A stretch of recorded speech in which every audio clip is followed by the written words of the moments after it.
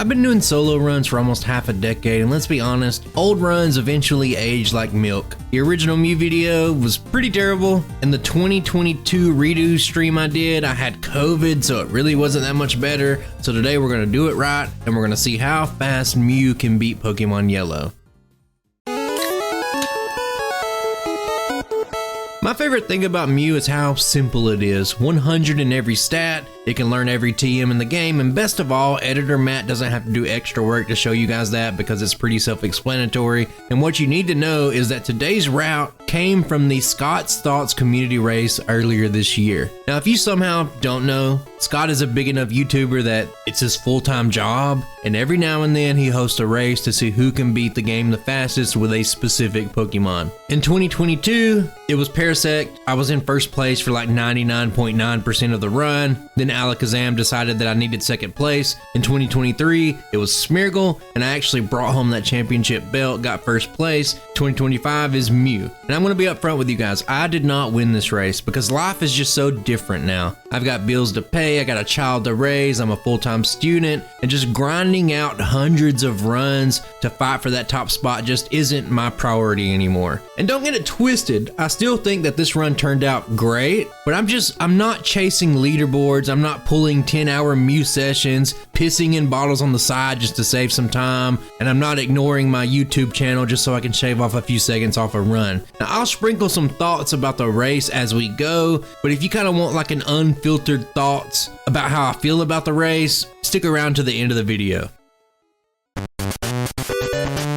Hey guys, this is Matt from 7 months in the future. How are you doing? I just want to do a really quick pause to explain some things about this video. First and foremost, this video was actually recorded at the end of the race, which was mid-March of 2025 if you didn't know. And a lot of things that I'm going to discuss in this video you might have already heard or seen a dozen times on the channel at this point. But I did feel that it was very important to preserve my initial thoughts on the race rather than just redoing the video. Now there will be some slight spoilers, but a huge thing to keep in mind is that I'm not actually privy to any information. I don't know anything. I don't know any placements. I don't know anything official. So this is just me talking about my experiences. But I guess if you want zero hints for whatever reason, you might want to sit this one out. You can use the chapters, whatever you want to do. Another big thing is that I'm not trying to undermine Scott's eventual video. I'm a YouTuber myself. I do all the stuff. I play the runs, I edit the videos, and I get that delays happen. And I do know that this is a huge project. So I would totally get that if something happened and you had to push the video off. I think the issue for me is that there's a lot of radio silence. When there are over like 100 people in a race, I think at the very bare minimum you would expect like a basic, here's where things stand, here's are the plans. You would expect that kind of update to keep everyone out of limbo, and I think 7 months is more than enough time to at least get some sort of update. There was also supposed to be like this live tournament held after the race, but I don't really know how that's going to work with like a year between the two, and I'm not really going to dive into that rabbit hole, but it just feels very safe to say that something has changed for whatever reason, but I really don't care one way or the other. I just really wanted to communicate with you guys before we got any deeper, and I can't stress enough how much of a relief it is to not have to tiptoe around Mew's results for my personal tier list anymore. I've had to pretend that Mew hasn't been redone for the better part of a year, so I'm personally ecstatic to move on from this project. It's a little bit of a burden off my shoulders, so enjoy the video. I really do appreciate you guys, and let's kind of just get back into that original footage. Now, let's get back to Mew. I redid the run in my style. I tweaked a few things, mainly because I include the Rocket Hideout and I wanted to rank it properly for my purposes. And just like the Mewtwo video we did earlier, this is a prestige run. That means we got a shiny Mew, and it's gonna likely be the last time that we're gonna run this Pokemon, but that's enough talk. Let's kind of get to the actual run. If Mew has one big weakness, it's the starting moves. Brock is a brutal wall for anything stuck with normal attacks, and if you look to the right, you're gonna see that we only have Pound. It's a 40 base power normal type move resisted by both of Brock's Pokemon, and you're going to need to be at least level 10 to pick up Transform, but because of how damage and defense thresholds work, you're going to be a little bit higher than that. Still, I think you guys are going to love the end result here. Now in the race, my strategy was a little bit different. I did not have the time to grind for like ideal splits, So I played things safe. I fought the first and second optional bug catcher, and then I fought the light years trainer, and that's gonna be level 12 for Geodude, and you're gonna level up to level 13 for the Onix. It gave me a better shot of actually getting a run started, but the actual fastest route is if you fight the first and third bug catcher, you cut out a Metapod, then you fight the junior trainer, and you stay at level 12 for the whole fight. Now I know what you're thinking, and I thought the same thing at first. Let's talk about it. How can Mew compete with the top spots of my tier list if it's gonna struggle with Brock? On paper it looks slow, it feels clunky to play, and honestly at first glance, it looks like my old Mew score might have been fair. Now that run clocked in with a 2 hour, 25 minute, 45 second time with a final score of 88.91 out of 100, and I felt like I could definitely do better, but right now, before we get any further, I want you to ask yourself, based on what we've talked about so far, how do you think that this run's gonna end? No cheating, go ahead and answer down below. You can edit the comment later if you want to, but I'm just curious to know. But with all that said, that's pretty much the opening route. For my personal run here, I am gonna go with the faster but riskier level 12 strategy. Now I think we can finally just settle down and we can take a look at the rock solid Pokemon trainer standing between us and the first badge.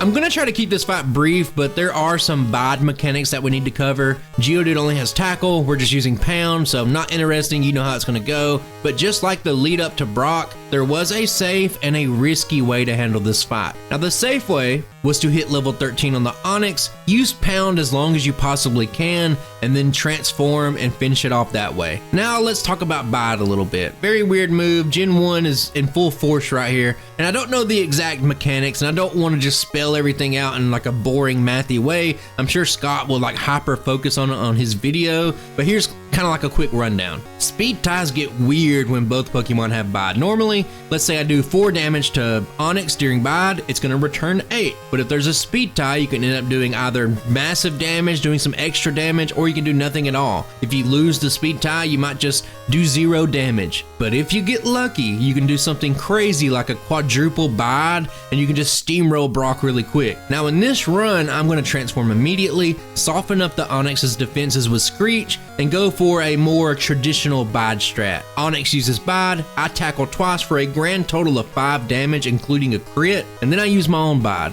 Then it retaliates with a random 12 damage. I don't know how, but they got 12 damage here. And we're never really gonna know how much I returned. Even a normal bide would double that 12 damage into 24. It only has 24 HP left. It could have been a quadruple super bide, we don't know, but that's pretty much Brock in a nutshell. I simplified things a bit, but it was a pretty unique fight. To talk about Brock a little bit more, this is one of the bigger points of contention in the run. Now you can get a super bide and you can save like 10 to 20 seconds, and some people basically just reset until they got that. Realistically, I would say this strat works maybe like 1 out of 5 times, which is a huge reason I went for the more consistent Brock, the more fundamental way. I think for me personally, it's pretty dumb to fish for low probability strats when you're short on time. But for each person, just like a lot of things in life, your mileage may vary. Another perk of redoing the run my way is Route 3. Notice I skipped both the Viridian and Pewter Marts. We'll talk about that later. But if you transform into Onix right away, you'll have about 19 or more PP left in pound. This does let you skip the post-Brock heal. I did pick up a couple of potions to make sure I was healthy enough, and you can just shave off a little more time. Now I'm going to sprinkle in some race thoughts. There was a surprise entrant this year, a professional speedrunner by the name of Exarion. Now if you've ever wondered how solo runners stack up to top level speedrunners, I'm going to tell you. Everyone had a reality check. We got absolutely crushed. He released his route a little bit early, and honestly there was a lot to learn from it. It was very interesting. I did adapt a few things into my own run, but it did also bring up some issues that I disagree with. Now like I said, I'll get a little bit more negative and go into more detail about the race at the end of the run, but for now just know that Exarion was so far ahead of everyone that his route shaped how nearly everyone approached the race. He's top 10 in both the yellow and red speedrun. He has countless accolades, and it was honestly really cool to watch him run. Now I'll cover what I learned when it comes up in the video, and we'll circle back to those final thoughts to the end. In Mount Moon, I'm going to grab the rare candy, but more importantly, I'm going to grab the Mega Punch TM. Now you might wonder, hey, why don't you just learn this naturally? But here's the thing, if you get this TM gym now. Doesn't even take that long to get. It's gonna pay for itself immediately. You're gonna save turns on the Super Nerd, Jesse and James, the Goldeen Trainer in Misty's gym, and you could also go ahead and use that rare candy now if you're kind of scared of Mount Moon.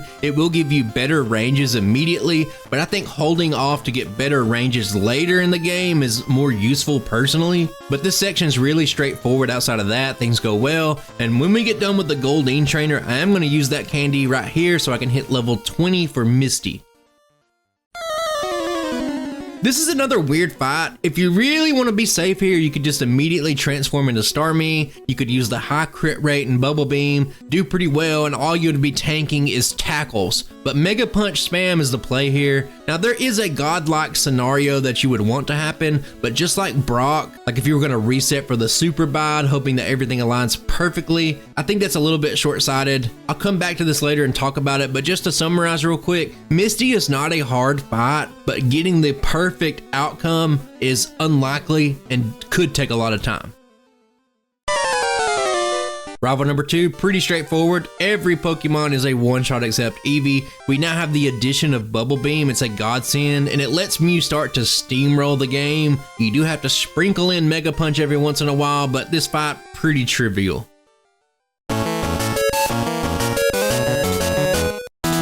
Now let's get to something important, Nugget Bridge. It's the single largest cluster of mandatory battles in the entire game. With Bubble Beam, you can one-shot like 95% of the Pokemon here, really good, and you have Mega Punch to kind of handle the rest. Honestly, this whole little stretch right here is one of the worst parts of the game. Like missing a Mega Punch can cost time. Like if you miss 2 or 3 Mega Punches and something bad happens, you can just undo a good Brock split or a good Misty split instantly, or you can just reset the run. I find that using the candy at the Goldeen Trainer helps you out in like 3 or 4 spots, so I really liked it here, especially on the Dig Rocket Grunt. You know, I hate that fight, so helping the ranges and being level 25 there, I really liked it. Now let's talk about Red Bar. It's not as strong in yellow as it is in red, and I did cover this a lot in the Mewtwo video, the last Mewtwo video. I think you can watch the Mega Mewtwo Y and then the recent Prestige Run Mewtwo video to get my thoughts on Red Bar. But for Scott's Run, which don't use instant text, it's a very optimal play here. Now the dream scenario that I was talking about on Misty earlier was to hit Red Bar there, stay in it all the way through Nugget Bridge, and carrying that Red Bar all the way to the first channeler in Pokemon Tower. And that alone can make up like 15 or 20 seconds on a times 4 speed run,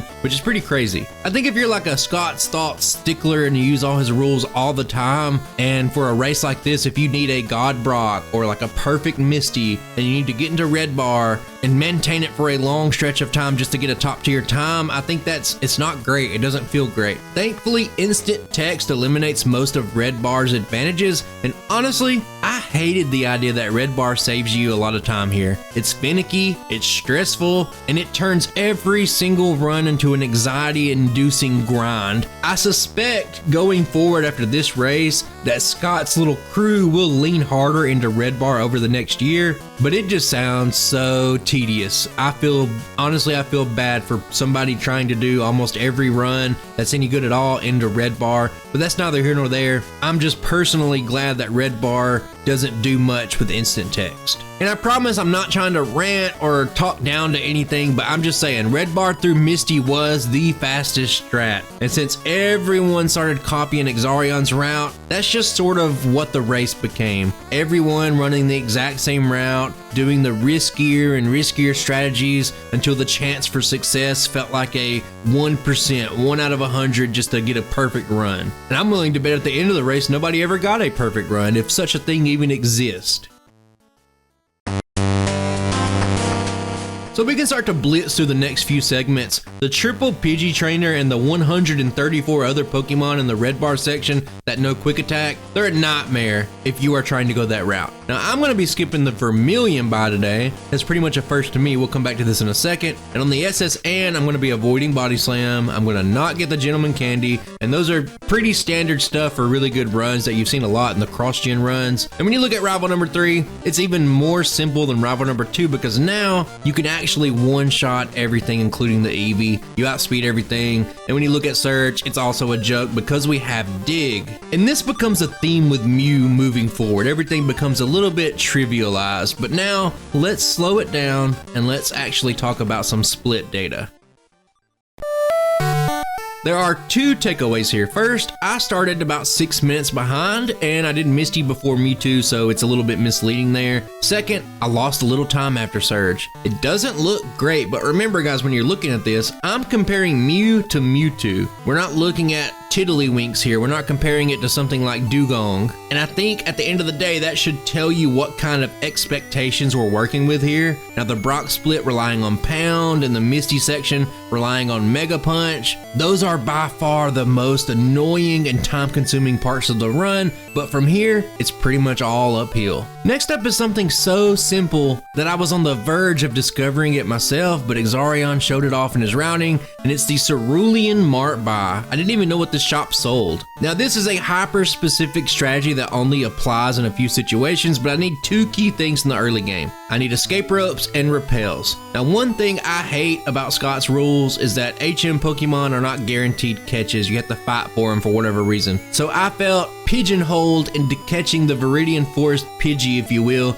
and that meant that I had to shop before the forest, and since I was already on the escape rope train, I had to do a pewter buy. I was buying escape ropes there, and on top of that, I was still doing the standard Vermilion buy for repel, so that's 3 shops. So by shifting things around slightly, you can consolidate all those shop visits into one here. It's very simple, kind of obvious if you think about it, it's intuitive, and I'm glad to have this in my bag of tricks going forward at least. This actually made me start checking the other shops too to see if I can maybe do something with that later, but we'll see in future runs. And before I forget, let me talk about PP management for a second. I healed before Misty, and if you're really careful on Nugget Bridge and you pick up the Ether at the end combined with Thunderbolt from Surge, you can make it all the way to the free Pokemon Tower heal before needing to restore your PP again. And a quick note on Dig before I forget, it provides guaranteed one-shots. There are a few spots where Mega Punch or even something like Body Slam will not 100% guarantee the knockout. So if you're attempting red bar strats, or if you just get lucky and get the red bar, not having Dig can make those very frustrating, and you could even lose a run pretty easy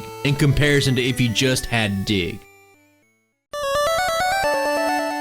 Picking back up and Celadon, there are a few small changes from what I would normally do. Now first is this insufferable girl on the 2nd floor who has blocked my path more times than I would ever like to admit. The fix here is really simple. Just take these stairs immediately and go up. Don't shop on the 2nd floor immediately. That way she'll never get the chance to path up once she loads in. And what blows my mind here is that these stairs are actually faster than the elevator. Now you're never going to use the elevator to go up anyway, but on the way down it is a little bit faster, and it does cut out a part of the game that I already found very annoying. Outside of that, consolidating shop buys earlier left me with just one more problem to solve, the flyer. Now the solution here is just to catch the Doduo on Route 16. It's convenient, but it also improves the HM user order. Usually I'll catch the flyer first, and then we'll get the cut dig user, then we'll get the surf strength user. But since cut gets used a lot early on, you're gonna end up wasting a lot of inputs navigating around that flyer in your party for no reason. Now this small change actually makes everything feel a lot smoother.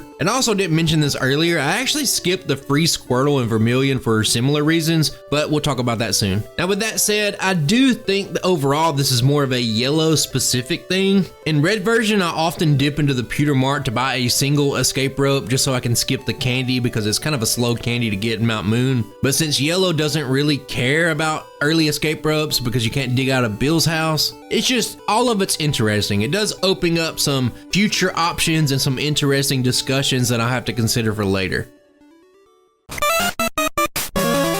Next up is the Rocket Hideout. Now remember, Scott allows the Pokédog glitch, so there's no world where you would ever do this in his runs, but I'm playing by my rules here, so here we are. I mentioned PP management earlier, and I had to tighten it up even further since you don't go in here in the regular run, and I still wanted to avoid healing until Pokemon Tower, but things overall are pretty easy in this section. And in the first Giovanni fight, you're gonna see just how clean the PP routing was here. I finished the battle with exactly 0 PP left in my 3 main damaging moves, and you really can't plan it out better than that.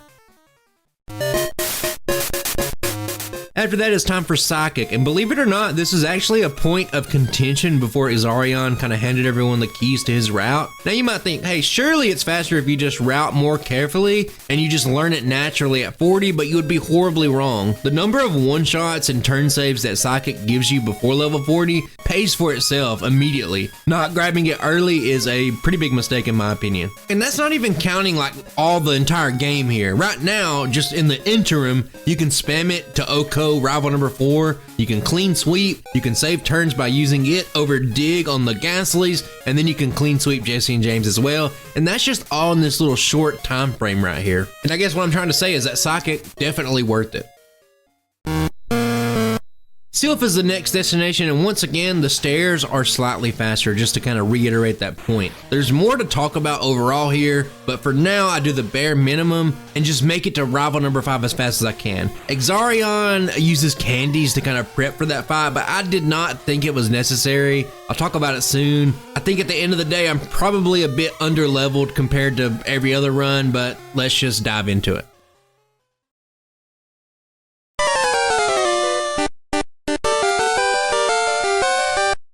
If you did this fight at level 35, here's what would change. Not much. Sandslash and Cloyster are still going to be 2 shots, and you would still need to crit the Magneton, and the Flareon ranges would be slightly better, but still not guaranteed. So you're going to use Bubble Beam on Sandslash, and no matter how you approach the fight, there's always that threat of a turn 1 Sand attack, and that's really the worst part. Things go pretty good here. I actually get a Gen 1 miss with Dig on the Flareon, but it doesn't really matter because I end up making the 1 shot after that just to make up for it. And I think out of all the remaining tough battles in the game, this one's probably the least relevant in my opinion.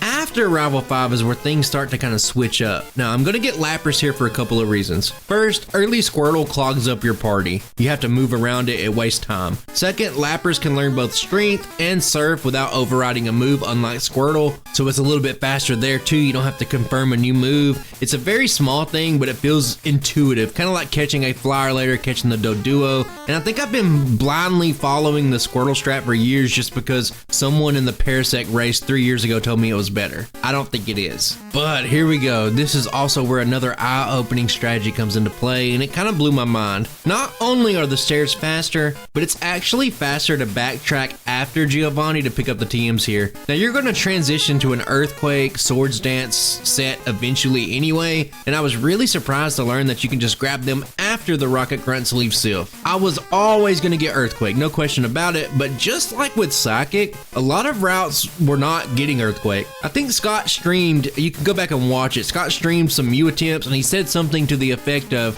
I don't think the Earthquake strat is very good and I would be surprised if any top runs grab it. That comment basically aged as good as my 2021 Mew video. But like I've said 20 times already, I'm going to give you my thoughts on the race to the end of here. Still, the post-Silph TM grab was easily the biggest takeaway from watching Exarion's play.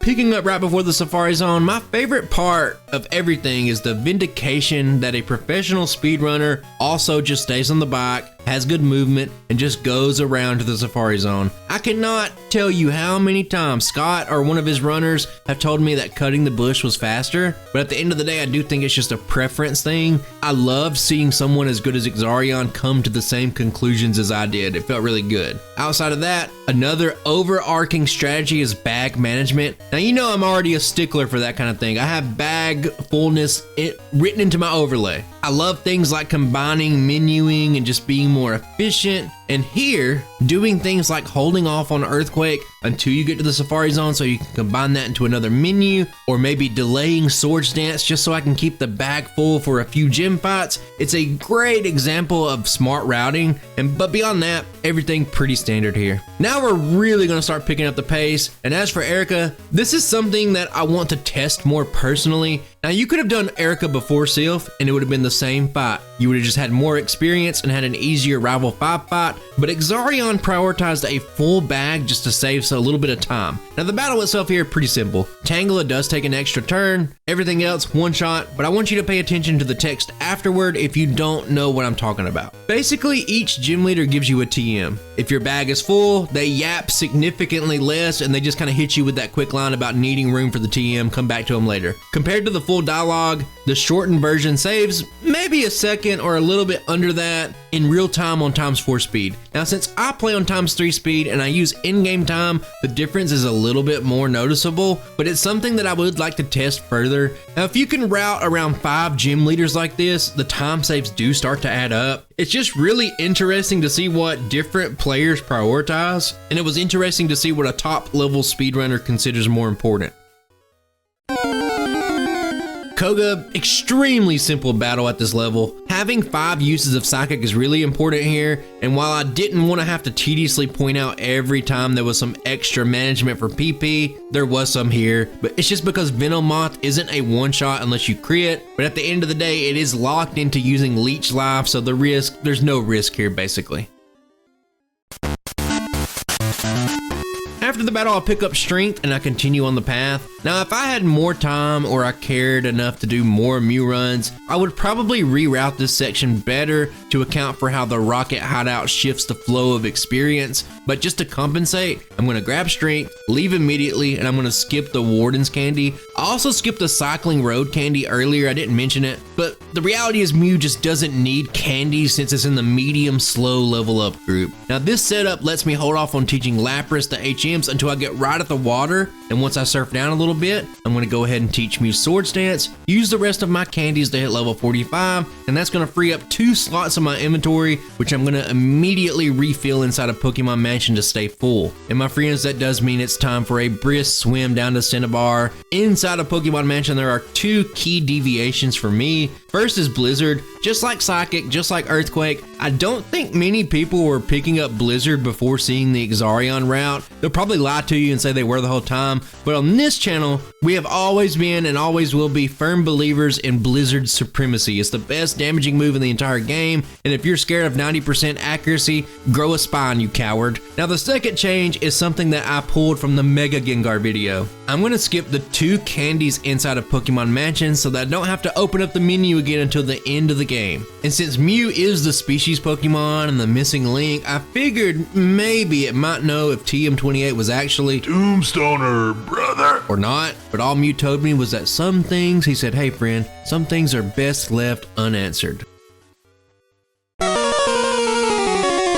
Blaine is actually a funny fight. On paper, it's incredibly simple. Use 1 Swords Dance and just sweep with Earthquake. It sounds really easy, but the number of times that I lost here and just ruined the entire run was infuriating. Arcanine is actually a range. You can low roll a crit and it'll survive. Now here's my worst reset here. I got Confused Ray from Ninetales, I progressed to the Arcanine, and then I finally hurt myself in confusion. Arcanine hits a Fire Blast. He gets the burn proc. Now my attack is half, that means the Earthquake doesn't knock out. Arcanine survives, and then he hits me with another Fire Blast that crits, knocks me out, and with Mew you're not saving anyway, so it just ends the run. It sounds unlikely, but stuff like that happens more than you would actually think. I lost a lot of runs here, and I thought that was a little bit funny because it looks very, very simple on paper.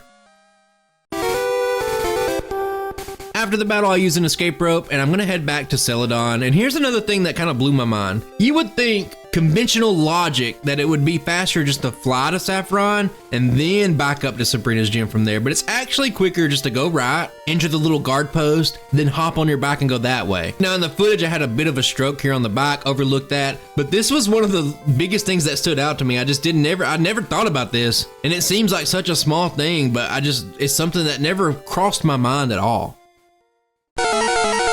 Sabrina, pretty simple. All the fights are going to be pretty simple. Now Blaine and her are about the same. You can kind of interchange them. And I think if you come here this late, all it means is that I can just spam Earthquake until I win the battle. Now if you come here earlier, you can set up 1 Swords Dance on Kadabra, and the only risk is getting hit with Kinesis. Now this is a fairly cut and dry battle, and I don't know if you've noticed, but Mew has just turned it on. There's no signs of slowing down. He is just chopping down everything back to back to back to back. Now we're going into the final gym, and there's a bit of nuance to the final Giovanni fight, and I play it a little bit differently here on the fly. Now the standard strategy is to set up once on Doug Trio, hope you dodge sand attack, take it out, and then you can set up one more Swords Dance on Persian and then just sweep with Earthquake. Now here I was very PP conscious and I kind of fumbled the beginning. I set up twice on Doug Trio, then it digs underground, so I just have to waste a turn with a third Swords Dance. And I'm going to end up using Psychic on Doug Trio, Nidoqueen, and then I'm going to Thunderbolt Persian, and that's just to preserve enough PP just so I can go straight to rival number 6. Now in hindsight, I was probably a little bit too conservative and I could have used an extra Earthquake, but it's a fairly clean fight overall, not really much to complain about. Hopping straight into rival number 6, this was easily my most hated fight of the run. I was really pushing the level here, I was very low, and more often than not, Execute would land a stun spore and it would either slow you down significantly in the best case scenario, or it would completely ruin your run at worst. And it goes without saying that that's awful for this late in the run. Here it actually goes for it and misses, which is great, and the only other issue with being level 49 is that Magneton isn't a guaranteed one-shot, and I do actually miss the range here, but nothing happens. Still, I really hated this fight. It's awful for something that can go by so quick like this, but now let's slow it down for a little bit. Let's take a look at the final split data for the run. The Brock split had us behind, and through all the twists and turns and routing, we're ending up a little bit under 7 minutes behind at the end of the day. But remember, this is against Mewtwo's pace. It's very unlikely that Mew's gonna finish the Elite Four in 1 minute, but despite all these red splits, this has been a fantastic run. Don't sleep on Mew for now, and I do think it's time to fade to black and see how the Elite Four turns out.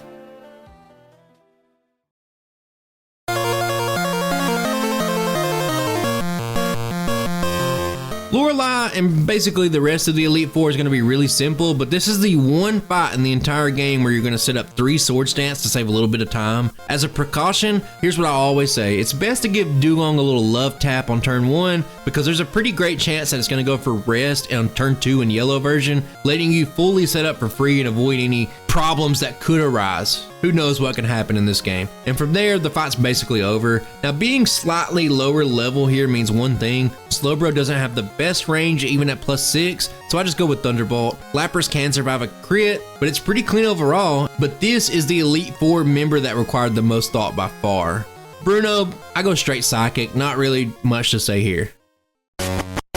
Agatha is as simple as it gets. Earthquake handles both Gengars, Psychic can take care of everything in between. I'll talk about this more in a bit, but since I had no real shot at winning the race, I actually submitted a subpar run that was about 18 seconds slower than my personal best because of this fight. Now, if you look at the numbers, Haunter has a 97.9% chance to be one shot with Psychic, but guess what happens? I missed the range. Obviously, after that, it's gonna hit Hypnosis, I'm gonna stay asleep forever, and then sometime in there I get Confuse Raid. When I wake up, I hit myself, lose my turn, get put back to sleep with Hypnosis, and I lose a grand total of about 13 or so seconds on this one Pokemon alone. Now, the odds of that happening, even if you ignore the sleep duration into the equation, it's about 0.37%. It's completely absurd, but I knew that I had to submit that run because I just wanted to highlight how dumb this sequence was. Not that it really matters here because I just clean sweep. This fight goes how it will go about 299 times out of 300 battles. It just so happened that for the race, I hit that like 1 out of 300 chance. It is what it is.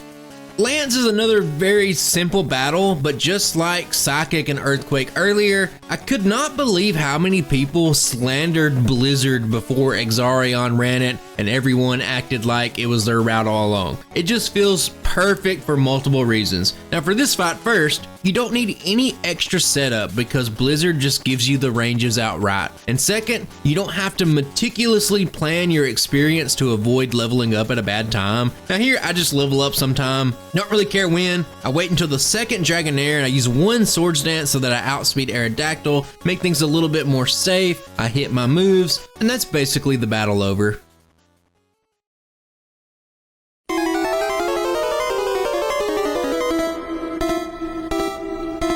The champion fight is also pretty simple. One setup for some ranges down the line, that's all you need. I don't care about the damage I take, I don't care about leveling up, it doesn't really matter. And I have Blizzard just to take care of the Sand Slash in one fell swoop. +1 makes Alakazam a guaranteed one-shot, and the last and most important thing that I loved about Blizzard is that it's a guaranteed two-shot on Executor, no questions asked. Now from there, it's pretty cut and dry. The only real threat is Cloyster. It could maybe crit you if you took a lot of damage, or maybe freeze you with Ice Beam, but that's a risk I'm willing to take. Here I actually just crit it, so I one-shot it, doesn't matter. And then from that point, Mew brings out the broom, we're sweeping up, and this one, it's over.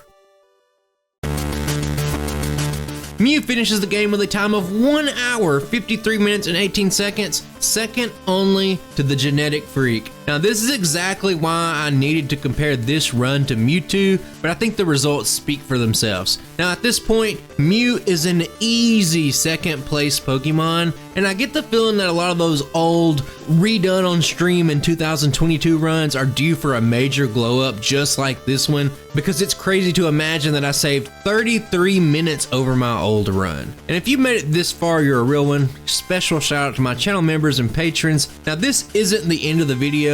I'm going to share some deep cut thoughts about the race itself. There might be some slight negativity, and if you're not really interested in that, have a good one. I'll see you next time. But for the rest of you, just buckle yourself in. Before I begin, just keep this in mind. This is all my personal opinion. I'm still on good terms with everyone involved. There's no beef, and I do recognize at the end of the day that this wasn't my race, so it makes sense that I didn't have any say-so in how anything was handled. Up front, I'm not a huge fan of having to immerse myself in someone else's setup, and I think it all starts with the emulator. We had to use a different emulator for this race, and I couldn't use the same control scheme that I've been running with for like 4 years. That meant I had to do a lot of extra runs just to kind of relearn how to play efficiently, and then once the race was over, I had to unlearn all of it again just to go back to my usual playstyle. And then if you're in the top 8, you just have to go right back to that kind of playstyle, and it's terrible. Feels bad, waste a lot of time. There was also the pausing system. Now technically you can pause your run, there's no problem there, but since the emulator and the timer on the overlay were not connected, even if you like really quickly paused in succession on both of them,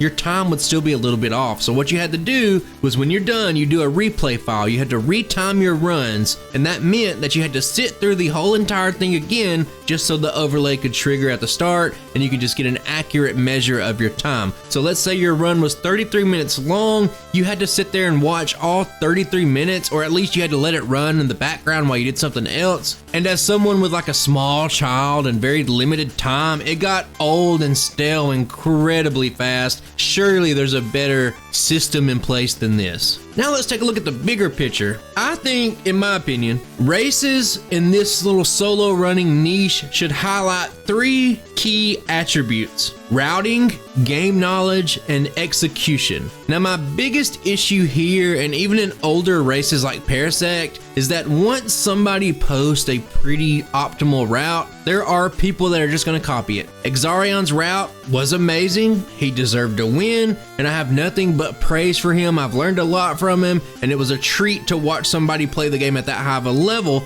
But once he posted his route and his video with just a few days left in the race, it felt like everyone just copied it piece by piece. For me personally, this totally killed the race vibe. Any kind of ambitions or like excitement I had for a race, it was over right then. Maybe that's just me, but I think when everyone is following the exact same route, the exact same roadmap, you're not really showcasing parts of solo running like routing or game knowledge anymore. It just becomes a grind. Everybody's running the same route, and it just becomes a grind to see who can execute that route the best and get the most attempts in to get the luckiest. And I do get that some people just want to win at any cost. I don't really fault them for that, but I think if you have time to do like 5 to 10 Mew runs a day, you already have the perfect route handed over to you, it's not a level playing field anymore. anymore. You have the perfect route, you have more time than somebody else, you're just grinding the same thing over and over. It just doesn't feel like it's in the spirit of what this should be,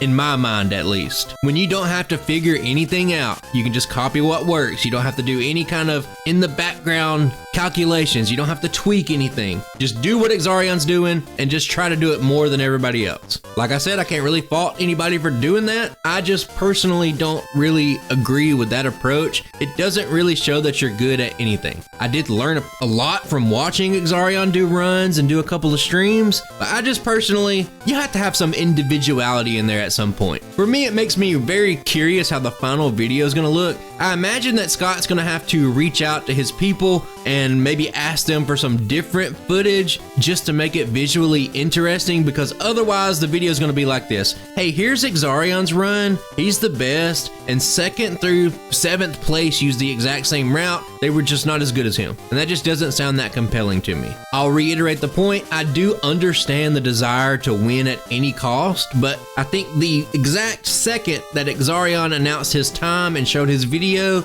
it felt basically like everyone else was just scrambling and just fighting for scraps after that. As for why I submitted a slower run, it's partially because I thought that the Agatha fight was an interesting case study in bad luck. I'm not going to win anyway. I had a 32:29 time, and I think maybe I could have passed maybe a couple of people, but it's so insignificant it doesn't really matter to me. I just wanted to show the downside of RNG rather than everybody just showing the same marginally cleaner run. You get what I'm saying. Now, another minor gripe here that kind of goes into that is I hate not knowing when the race video is going to go live, when he's going to make the video, or not knowing where I placed in the video. Now, for example, I won the Smeargle race, and I didn't find out that I won the Smeargle race until his video premiered and made it to the end. Think about this. Little Timmy in the chat found out that I won the whole thing at the same time as me, the person who won, which feels odd. As a content creator, I think it would be great to have that info in advance, like being able to speak and form the narrative from a winner's perspective would just improve my video a lot, and just as a whole, it would make the solo running content creation scene a little bit better instead of just like dying like it's doing now. Instead, I just have to wait in the dark and just wait till everybody else knows, and it just feels weird. Lastly, I don't think that Mew was a great pick for a race. I'm saying lastly, it's probably not even last. But the idea with Mew is that, like, I get it. It can learn every TM and there's multiple strategies and everybody will do something different. But when you learn every TM and everybody that's even competent at the game knows which moves win key fights, the routes inevitably are going to converge. I think even without everybody copying Exarion's route, 85% plus of the routing DNA would have been identical no matter what. And since Mew requires so few battles, the whole thing feels very minimal. Now keep in mind, in this route, I only did 3 extra battles and those were before Brock. So no optional battles for the rest of the game. When you have a route that's like that, it leaves pretty much no room at all for any mid to late game creativity. You can't move anything around because there's nothing to move around. So my overall takeaway, I don't think I'm personally cut out for these races anymore. I've got too much going on and the payoff isn't there at all. There's really no payoff. And even after winning a race myself and nearly winning another race, I've never really felt like I was part of the inner circle here. I've never felt like my words hold much weight over there on his servers. I think there's definitely like a bit of an echo chamber vibe, especially with that core group of people that only use Scott's overlay and use his rules year round. And while I've always kind of shown up to these races and I've always kind of put in the work in previous years, it's hard not to feel like you're just kind of orbiting the community rather than being a part of it. And this is neither here nor there, but there was even a point in the race, like somebody with an awful time, like couldn't even break like an hour and 10 minutes, accused me of lying about having a sub 33 time, which was kind of just like the cherry on top of this whole weird experience that I had. Now at the end of the day, I'm still grateful I got to learn something from a top level player like Exarion. But honestly, truthfully, all this race really did was delay like 5 videos that I could have already been working on, kind of put me behind behind in a situation where I already barely have time in the first place. And I think that alone